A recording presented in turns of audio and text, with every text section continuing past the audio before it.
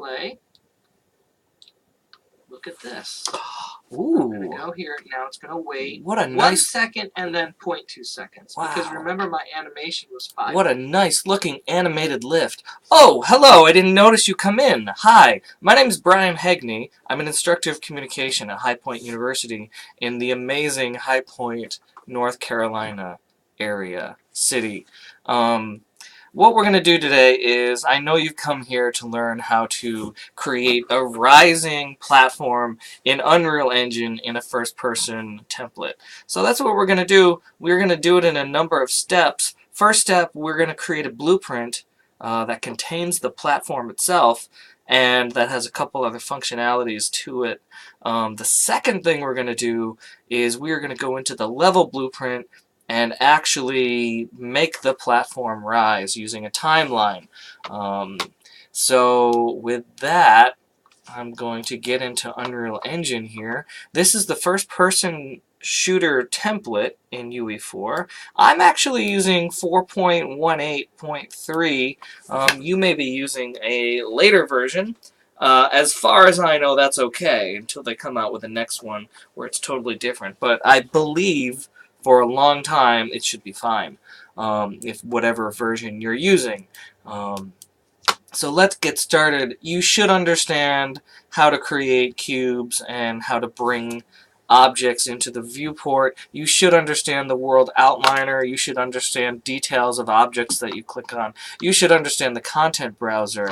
And if you haven't, go ahead and watch some intro videos on Unreal Engine on how to do that. Otherwise, you might have to just rewind this a lot, which will be fine. So go ahead and give it a try.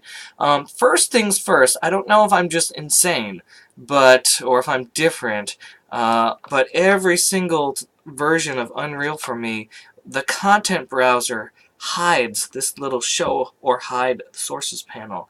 It's always hidden. I don't know. I never hide mine. I love looking at it, so I'm not sure if I'm the crazy one or not. I am going to go into the first person BP folder. I'm going to go into the blueprints folder. There you can already see my first person character, my first person game mode, my first person heads up display, and my first person projectile. I'm going to add a new blueprint here. Those are 4 different types of blueprints already. I'm going to add new. I'm going to add a new blueprint by clicking Add New, and I'm going to click on Blueprint Class. That's good. And what I'm going to pick is the Actor Blueprint. As you can read, it is an object that can be placed or spawned in the world, right? So that's what I'm going to do. I'm going to click Actor, and I am going to call it... Platform 1 BP, and hit Enter, and you see the icon for that is a sphere. You want to know what that sphere is, don't you? If you double-click Platform 1 BP in the content browser, it's going to open up the blueprint in all its amazing luster. Oh, look at that. We're going to be working with a number of components, but if you look in the viewport in the center of the screen here, if you look at the window in the center of the screen here, you'll see it consists of a viewport, tab that says construction script, and an event graph. And we're going to be working with the viewport and the event graph mainly. So notice the viewport has a sphere there, right? That is the default scene root, sometimes called an empty in some software, or a root node. It is the top of the hierarchy. It is invisible in your scene if you drag it into your scene and hit play. It's not actually a sphere, people. It just looks like a sphere, so I know where it is, right, in the editing windows. So what I'm going to do, though, is I am going to add a static mesh component to the scene root. And when I do that, click Add Component, I'm just going to type in static mesh because I'm lazy. And if we don't do that, the person who wrote that little search bar, their wonderful thing isn't used, and so I want to use that for them. There it is, static mesh there. Now, if you didn't type that in, of course, we could find it. Hey, there it is. It wasn't so far away, was it? Nope, it's under Common, static mesh. And by doing this, I'm going to call it Platform. By doing this as a static mesh, notice there's nothing in my viewport, right? I can actually, I'm going to choose a box, or I'm not sure what they're called yet. I'm going to choose a static mesh from the details panel over here. I can choose any static mesh I want. I can use the projectile mesh. You can't see it. I can use the floor, right? I can zoom out.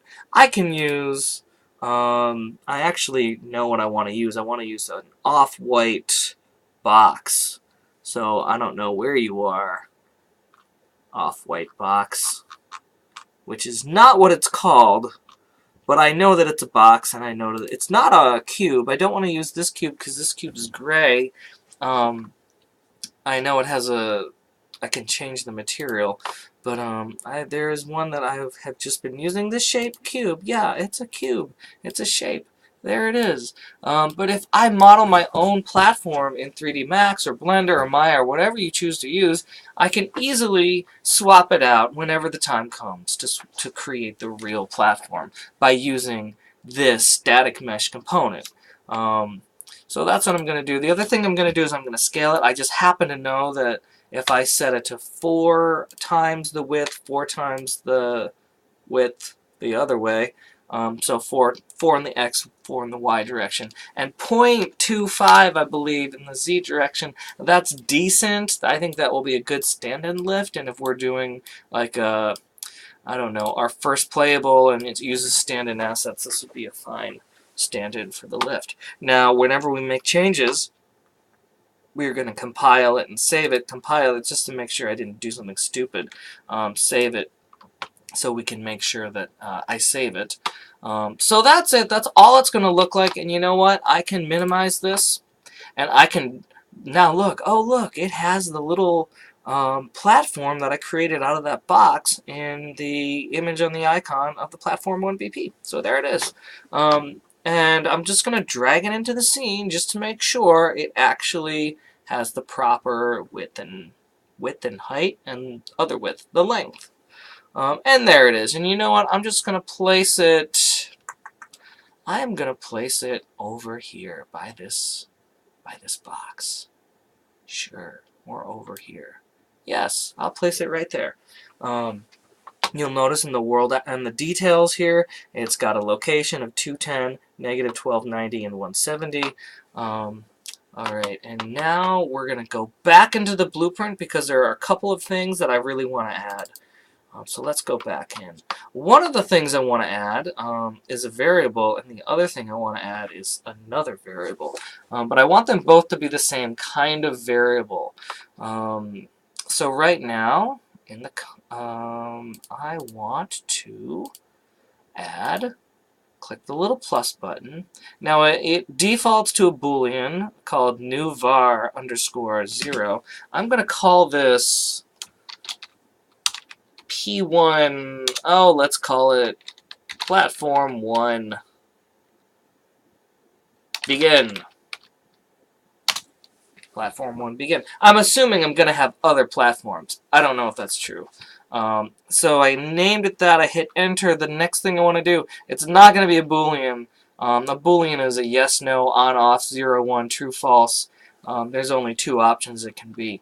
What I'm looking for, I'm going to create a variable that can stand in for an XYZ or the coordinate position of an object in space. And that's the point that I want the platform to begin, right? So I want to, so I need an XYZ, and the vector is, if you hover over it, oh, it doesn't tell you that, but you should just know that.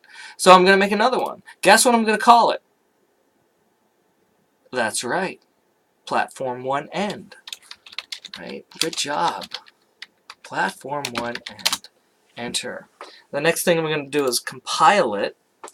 And what this means is, again, I've got a Platform 1 begin, a Platform 1 end, and these, if you look over here in default values, look at the values have X, Y, and Z.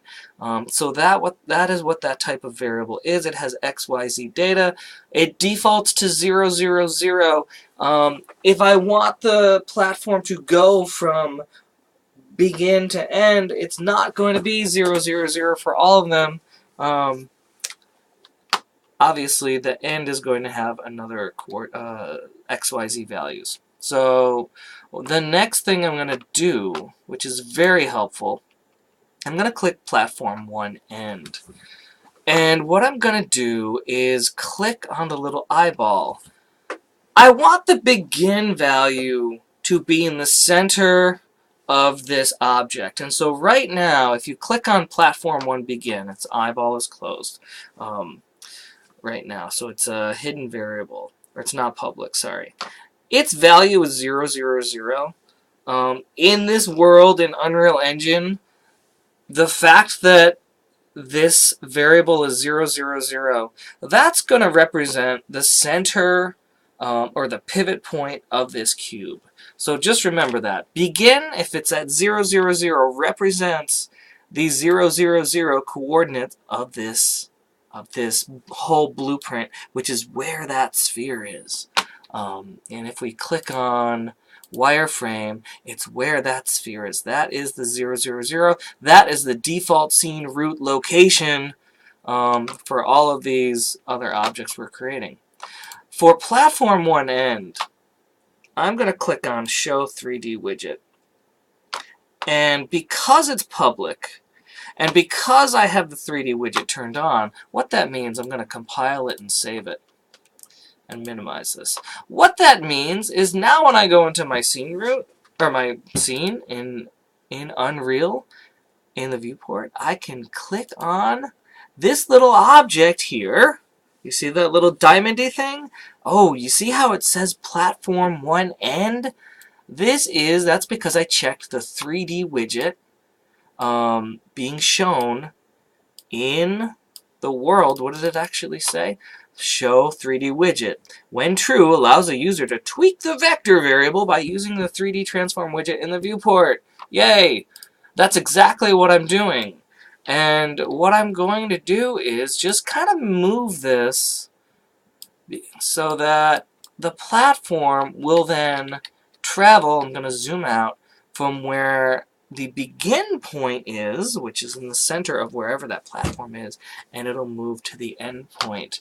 And so right now, I've set up my platform blueprint to work. Let me see how much time I've got. Sorry, I know this is terrible. 12 minutes. I think we're going to stop it there. We've got our blueprint set up. We've got our variables set up. In the next video, what I'm going to do is I'm going to set up a trigger box so that my game knows what to do, right? And then in the third video, I'm going to set up an animation to actually make that trigger cause the platform to go do whatever it is we want it to do. All right, I hope you had fun, and I will see you next time.